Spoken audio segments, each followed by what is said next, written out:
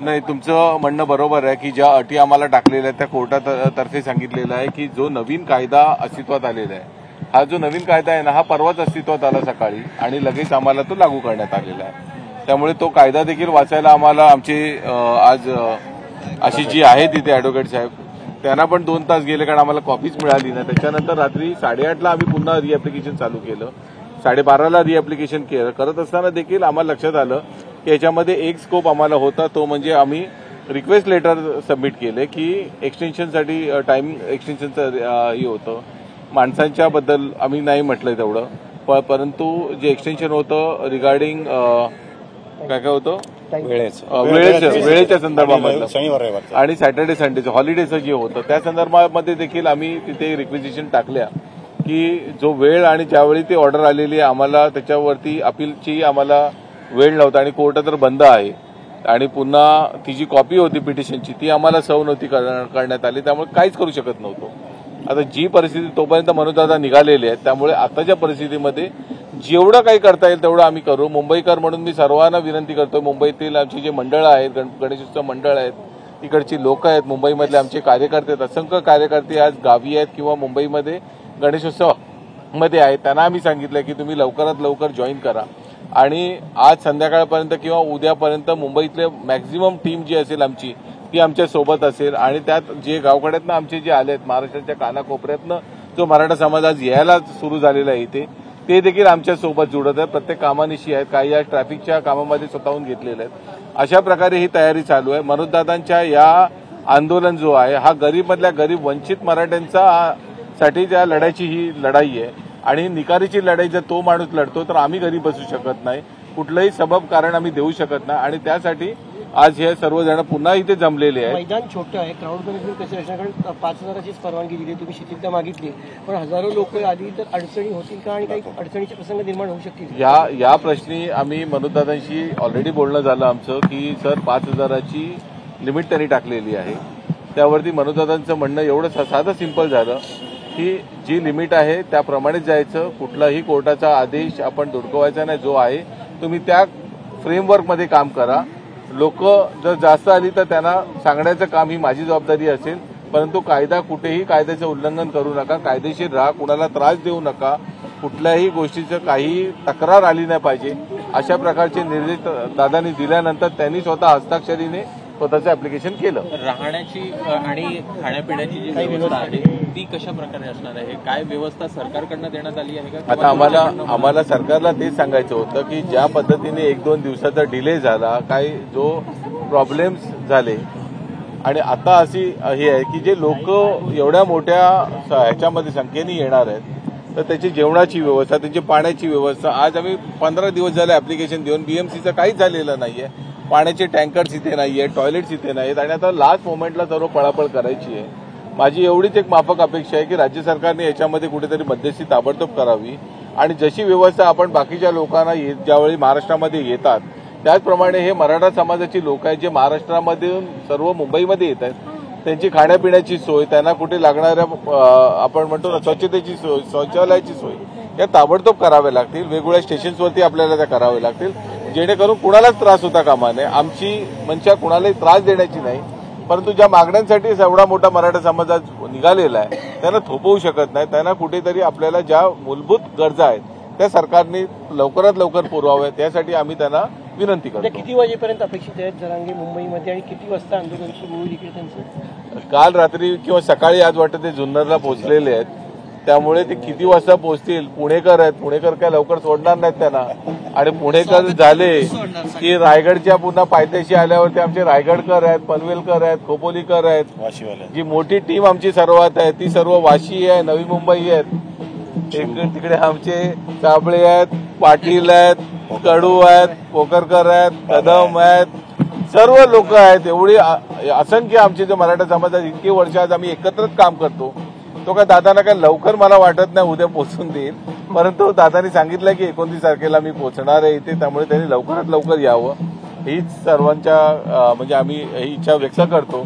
आणि पुन्हा एकदा सांगतो की ज्या पद्धतीने आमच्या मुंबईकरांनी आणि जे आमचे कार्यकर्ते आहेत तुम्ही बघता इथे जेवढे आहेत रात्रंदिवस त्यांनी पळून हे सर्व निवेदनं वगैरे देऊन हे परमिशन घेतलेली आहे येणाऱ्या लोकांना देखील माझी विनंती आहे की जे पालन आपण केलं पाहिजे, जे आदेश आम्ही देऊ किंवा जे आदेश सरकारकडनं येतील किंवा दादांकडनं येतील, पार्किंगच्या संदर्भामधले असतील, फिरण्याच्या संदर्भामधले असतील, ते तंतोतंत पाळा.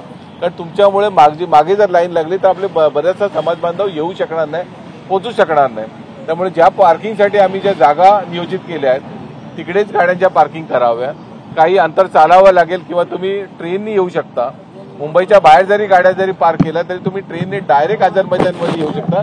तुम्हाला चालायचं अंतर फार कमी होऊन जाईल. आणि दुसरा प्रश्न जो आहे तो असा आहे की आपण ज्यावेळी मुंबईत येतो, आज गणेशोत्सवाचा महोत्सव चालू आहे, तुम्ही जिथे कुठे जाल महोत्सवामध्ये वगैरे तिथेही बघा की तुम्हाला ज्या पद्धतीने स्वागत करतील लोक, कारण हे मुंबईतले लोक आहेत, त्यांना लगेच कळतो की हा बाहेरगावावरनं आलेला आहे, कुठेतरी आलेला आहे. तुमचं स्वागत प्रत्येकजण करणारच. आमची फक्त एवढीच अपेक्षा आहे की जे निर्देश तुम्हाला देतील त्यांचं पालन करा.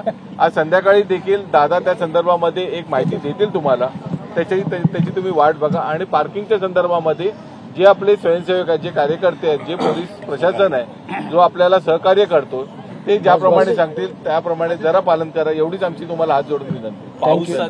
पावसाचे दिवस आहेत मुंबईमध्ये, तसाही मोठ्या प्रमाणात आपल्याला पाऊस पडताना पाहायला मिळतो. त्या हिशोबाने काही नियोजन मराठे येत आहेत मुंबईमध्ये, तर त्यांना पावसाचं वगैरे काय घेऊन, आणि पाऊस पाहिजे. आता बघा आपल्याला गरम होतं, पाऊस पाहिजे. याच्या म्हणजे त्याचा भाग सोडला तर खूप अडचणी होऊ शकतात. मुसळधार पाऊस असतो, पोराबाळांसह लोक आंदोलनात निघाले, खायची व्यवस्था अडचणीची होऊ शकते. अशा परिस्थितीत काय नियोजन असणार आहे, बॅकअप प्लॅन आपला काय असणार की मुसळधार पाऊस? त्यासाठी एक जो मार्ग सरकारने आपल्याला किंवा तो जो टाकलेला कायद्यामध्ये की 5,000 लोकांनी इथे थांबव, इकडचं सांगतो मी, बाहेरचं तर बोलतच नाहीये. कारण तो जो काल आपण सर्वजण बघत होतो की ज्या संख्येने लोक त्यांच्यासाठी जमलेले होते, त्याचा एक 10% जरी इथे पोहोचला ना, आपल्याकडे काय राहणार नसेल.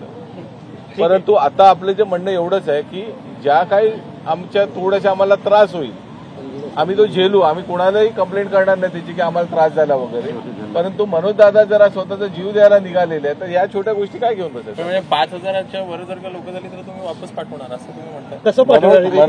मनोज दादांनी सांगितलेलं आहे. नाही सांगतो तुम्हाला, कॅल्क्युलेशनच सांगतो. मनोज दादांच्या शब्दाबाहेर एकही मराठा समाज आंदोलनामधला जात नाही. आणि जर तसं असेल तर मनोज दादांनी सांगितलं की मी जर सांगितलं तर 5,000 एकवा माणूस तुम्हाला दिसणार नाही तिथे. आणि त्या पद्धतीने परमिशन देखील दादांनी स्वतः सही करून घेतलेली. आता अशा परिस्थितीमध्ये जरतरच्या गोष्टी करण्यापेक्षा ज्या ज्या काही गोष्टी आपल्याला सुविधा लवकरात लवकर आणि चांगल्या पद्धतीने करता येतील तेवढ्या करण्याच्या मागे आम्ही आहोत. सहकार्यासाठी तुम्ही लोक सर्व आहात. तुम्ही मीडियामार्फत देखील काही गोष्टी आमच्या पसरवू शकता, ज्याच्यामुळे येणाऱ्या लोकांना कुठे त्रास होणार नाही. आणि मुंबई आहे, आपल्याकडे तशी जागा भरपूर आहे, दाखवतेवेळी आपल्याला कमी आहे. आज बीपीटीचा एरिया जर बघितला तर अर्धी आपली साऊथ मुंबई होते तिथे, परंतु तिथेही आपल्या शेड्स वगैरे आहेत, तिथेही गाड्या लावता येतील. लोकांना थोडं चालत यायला नको म्हणून पनवेल आहे, खारघर आहे, नवी मुंबई आहे, वाशी आहे, तिथे देखील गाड्या भरून तिकडनंही लोक येऊ शकतात. आणि तिथे देखील आपला समाज मोठ्या प्रमाणामध्ये आहे. तिकडचे सर्व जाती धर्मातील लोक आपल्याला मदत करतात. असं असताना मुंबईमध्ये येत असताना मला वाटत नाही का जास्त प्रॉब्लेम आपल्याला होईल. जर निर्देशांचं पालन केलं तर लवकरात लवकर चांगल्या पद्धतीने आंदोलन. थँक्यू. आपको उठना है?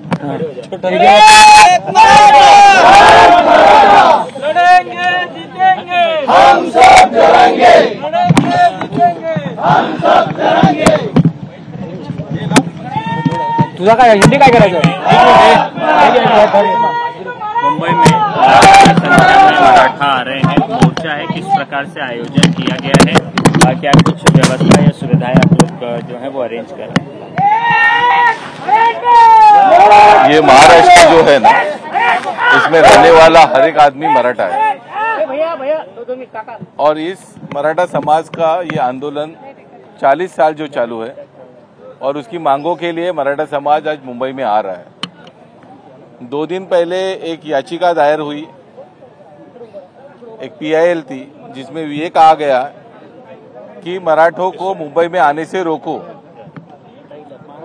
अभी बात यह है कि जिस मराठों का ये महाराष्ट्र है और जो ये इस मुंबई मिलने के लिए जो 106 हुतात्मे हुए हैं उसमें सर्वाधिक हुतात्मे ये मराठा समाज के थे. अगर उन लोगों को मुंबई में आने के लिए अगर रोकने के लिए अगर कोई PIL फाइल करता है तो ये बात वो लोग समझ ले, ये छत्रपति शिवाजी महाराज का महाराष्ट्र है. ये मराठों का महाराष्ट्र है। ये यहाँ पे रहने वाला हर एक आदमी जो छत्रपति शिवाजी महाराज को मानता है वो मराठा है, और वो अगर मुंबई में आना है तो किसी के बाप की हिम्मत नहीं है हमको यहाँ पे आने पे रोके। हमारा जो कहना है वो यही था, और जब कोर्ट ने भी हमको कहा है कि नए रेस्ट्रिक्शंस हम लोग आपको देते हैं, जो नया एक कानून इस आंदोलन के हिसाब से लगाया गया है, ये उसी दिन का एक गैजेट था जो 26 तारीख को प्रसारित किया गया, और उसी के ऊपर हम लोग को निर्देश दिया गया कि इसका पालन करके आप फिर से एप्लीकेशन करो और वो हिसाब से आपको परमिशन मिल सकती है। और उसी सब हिसाब से सब लोगों ने फिर से एक परमिशन के लिए एप्लीकेशन की, और हम लोग ने यहाँ पे जो हमारी एप्लीकेशन थी वो 29 तारीख के लिए मान्य हुई है, और इसलिए हम लोग इस तैयारी में बैठ गए। कितने लोगों की जो भीड़ है वो आने की संभावना है? मैदान क्या उसके लिए पर्याप्त है? जो भीड़ है उसकी संख्या तो मुझे लगता है हम तो नहीं गिन पाते, जो गिन सकते हैं उनको भेजिए, वो गिन पाए तो। जो इस ग्राउंड के लिए 5000 का एक फिगर हम लोग ने अप्रोक्सीमेटली रखा है कि 5000 लोग यहाँ पे रह सकते हैं, उतने लोगों के लिए अनुमति हमको मिल गई है। मनोज दादा ने बोला है कि जिस तरह से शासन कहेगा, जिस तरह से जो कायदा है, जो कोर्ट कह रहा है, उस तरह से आप पूरी मांगे हम उनकी मान्य करेंगे। अगर वो कहते हैं आंदोलन 5000 में लोगों में करें तो हम 5000 इक्वा आदमी नहीं रखेंगे अंदर। इस तरह से कोई भी शासन के नियम का कोई भी उल्लंघन करके हम कोई काम नहीं करेंगे। गणेश उत्सव का मौका भी है, काफी लोग जो हैं वो गणेश उत्सव में व्यस्त भी हैं। ऐसी परिस्थिति में आंदोलन करना कहीं न कहीं बहुत सारे लोग सवाल भी खड़े कर रहे हैं। नहीं, अभी आंदोलन के लिए तो 5 ही हजार लोग इधर है ना, बाकी के लोग तो गणेश जी का दर्शन लेने के लिए मुंबई में आ सकते हैं। आज हम लोग देश विदेश से लोग आते हैं मुंबई में दर्शन लेने के लिए, तो हमारे भी जो महाराष्ट्र के जो लोग हैं जिन्होंने कभी दर्शन मुंबई का लिया नहीं है, जिन्होंने टीवी पे देखा है, और जो मंडल है वो भी हमारे हर एक गांव से कनेक्टेड है, तो वो अपने अपने मंडल में जाके वहां पे दर्शन ले सकते हैं। अच्छा माहौल है, बहुत अच्छा माहौल आज मुंबई में है, तो उस माहौल में जाके दर्शन वगैरह ले सकते हैं।